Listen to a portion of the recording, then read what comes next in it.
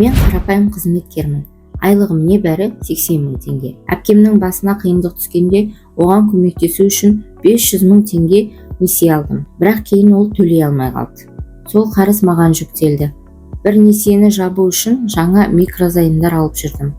Осылайша 4 банкте қарызым жиналып, шамамен 1 миллион теңгеге жетті. Уақытылы төлемей қарызым өсіп, шоттарым бұғатталды. Ай сайын 200 мың теңге төлеп жүрдім. Бұл айлығымнан бірнеше есе көп еді. Осындай жағдайда өмір сүру мүмкін болмады. Үнемі қорқыныш пен тығырықтағы сезім. Дәл осы кезде мен қарызсыз қоғам жобасына жүгіндім. Заңгерлер шоттағы бұғаттауды алып тастады. Ай сайынғы төлемді 200 мыңнан 60 мың теңгеге дейін азайтты. Бұл шынымен төлеуге қолайлы сома.